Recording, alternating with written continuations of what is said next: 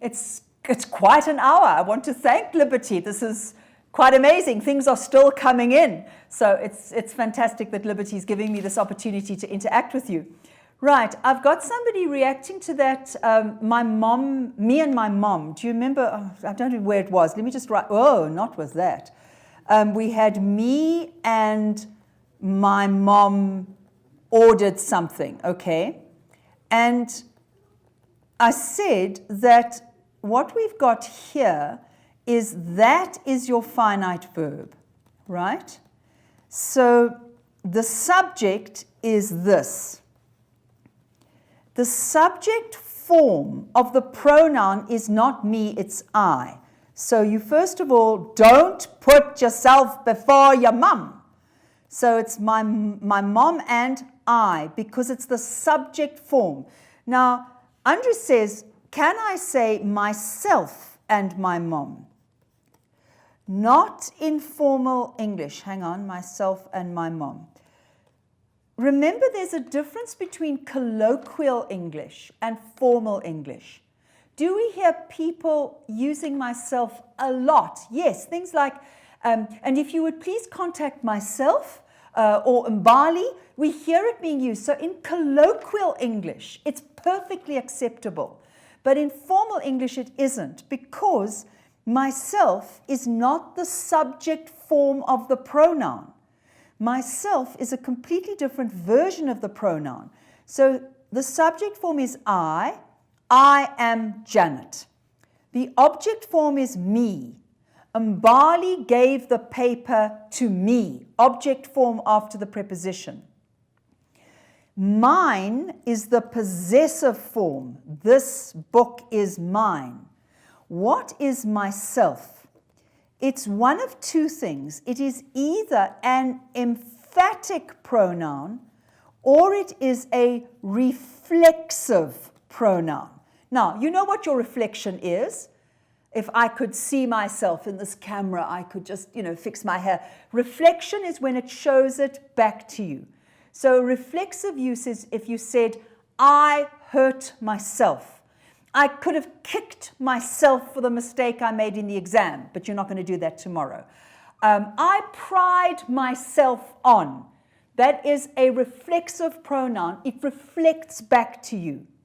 An emphatic pronoun, you would have to say here, my mom, and now we need the subject, I, myself. Now you can use it emphatically, because you're emphasizing I. But if you say myself and my mom, do you understand? You're not emphasizing anything.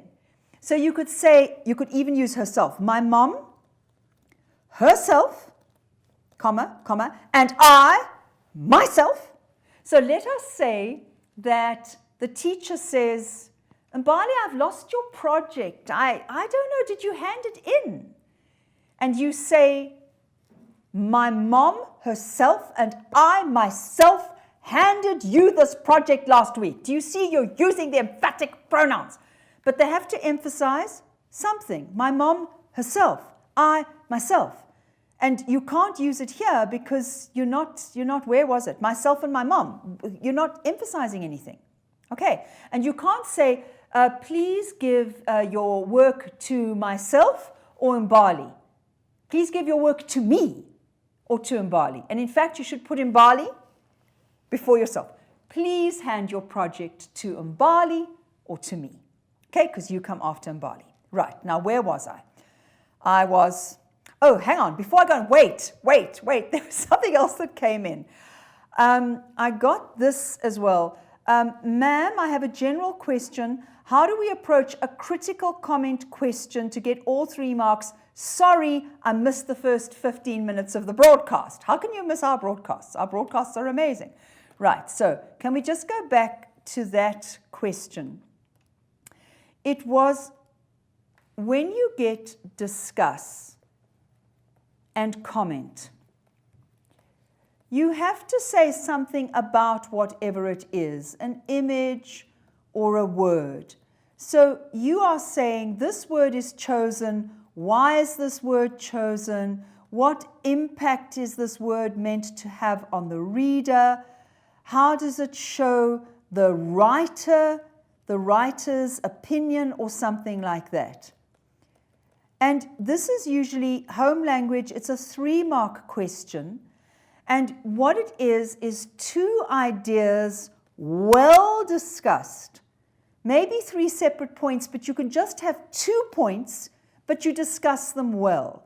So I don't know, I brought a newspaper. Let me find a word. Okay, so the headline of this newspaper is, "Our baby didn't have to die, says grieving family." And the newspaper has put grieving in red to emphasize it. So if you ask, discuss the use of the word grieving in the headline.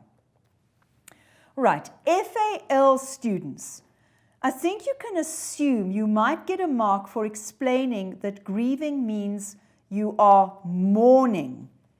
You are, I suppose I'd accept sad here. Notice how I paused, because somebody has died.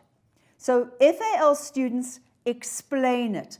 Home language, you could explain it, but you might not get a direct mark for that explanation. So where are the 3 marks coming from?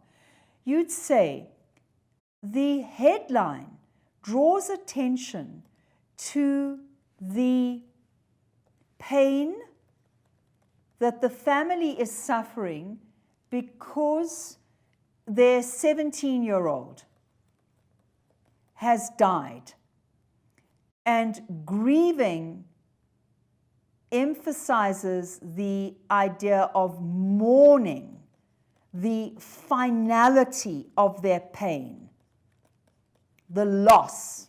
All right, that would get you your 3 marks for discuss grieving. Now, the student has said, what do I do with critically discuss or critically comment on? All right, so if I look at this article, this 17-year-old died, but she'd sent apparently a little emoji 4 hours before her death. Then she died. So what are they saying? The grieving is the family feels that she shouldn't have died. What was going on? Why did this child die? So critically discuss, bring in the context that the family feel that there was no reason for this young woman's death. And so they are bewildered and outraged. Outraged means that you are, I told you don't use happy, sad, and angry. Outraged is angry when you feel, that an injustice has been done, that something has happened that is so wrong, it should never have happened. That is outrage. So not just angry. So in the context, remember what my student said?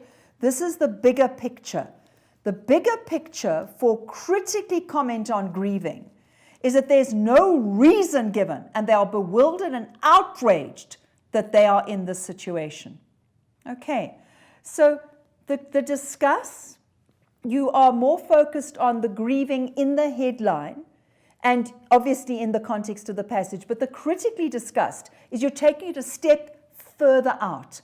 But remember, you aren't necessarily just looking for 3 separate points. You're looking for 2 ideas that you are developing. So you're saying mourning, finality, death, there's no coming back. And then, but this should never have happened. So there are the 2 things that you are discussing. So one is like a discussion, but the second one is taking on the critically. So I hope that answered that. Right, good, super. Now I'm with Simpiwe. So Simpiwe, you sent in, right, error of tense. As I said, FAL students, you get tenses a lot. Actually, let's go to purple this time. Right. Let's have a look at the tenses. Find the finite verbs. There's the first one. There's the second one. Good. Okay, so they published. What tense are we in? We are in the past tense. They're calling. This is they are calling. What tense are we in? The present, I say present continuous. The CAPS document says present progressive. Do you see we have a slight problem? We've got the past and the present together. Now, can you have the past and the present? Yes, you can. You can say something like, Mbali prepared these slides for me and I am working on them now. Prepared past tense, am working on them now. That's fine. Something happened and finished in the past, and something is happening in the present.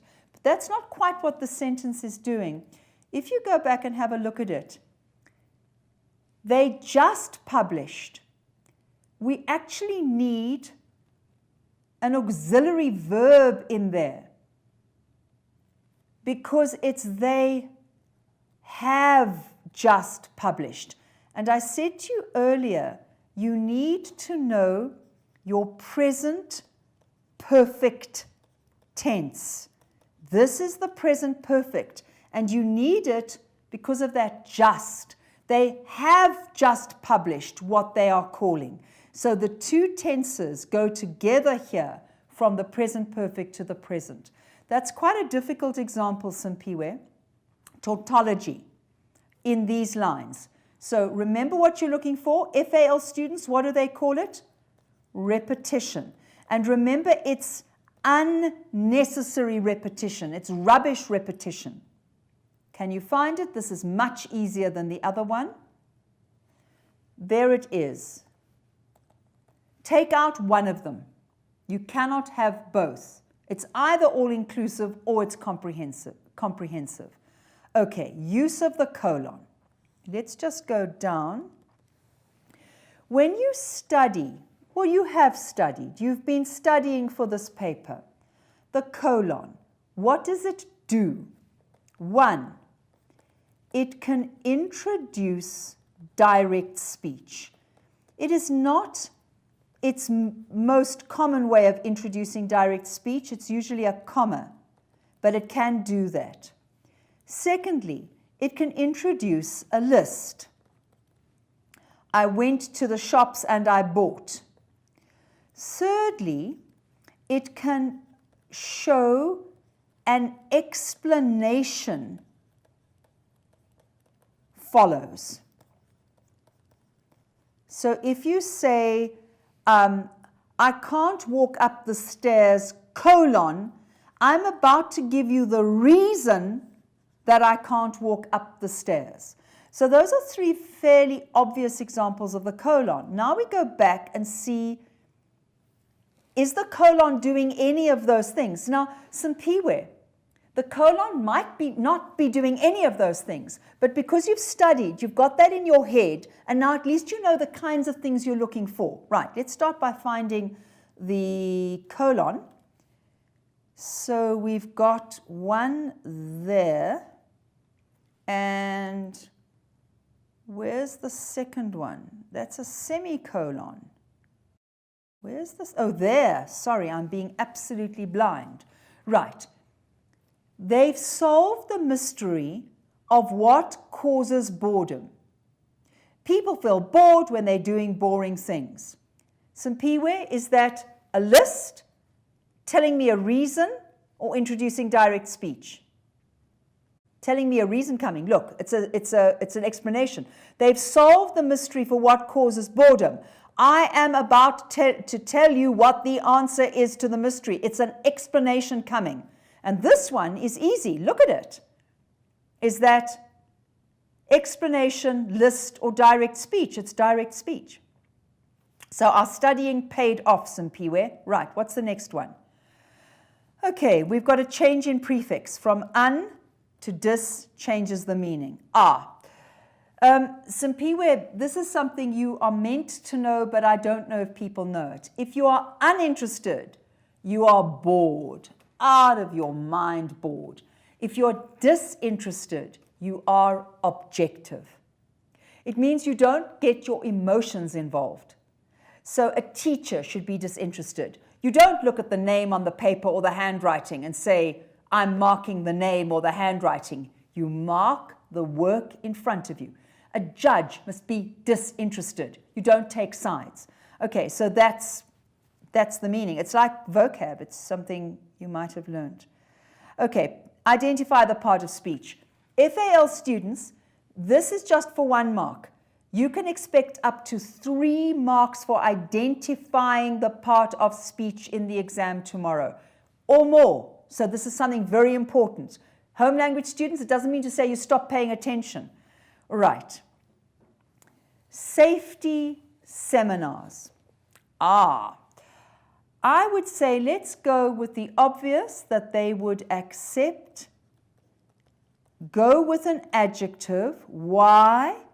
Because it's describing seminars. But I would also accept a noun, and I'm not going to explain why because I'm running out of time and I want to finish some P-Ware's work. If I have time, I'll come back to it, but I would also accept that. Then correct the grammatical error. Let's read the sentence. Think of completing your tax return, learning PowerPoint, and attending safety seminars that involves dull interactions. You should recognize it because it's something that we've been talking about actually more than once tonight. It's Concord. Can you see it now? Okay, let's have a look at that involves dull interactions. What's my finite verb? Involves. What is the subject of involves? That. But that is a relative pronoun. That describes the noun in front of it. That's what that does. This is the pen that I am writing with. The that is telling me about the pen. This is the ring that my mother gave me. That, what is the that? The ring. Yes? Okay. So, the that is seminars. Is seminars singular or plural? It's plural. Involves. Is it singular or plural? Seminars involves. This is singular. It should be involve. Why? Do we understand? Because the subject is that, and that is seminars. Right. Malapropism.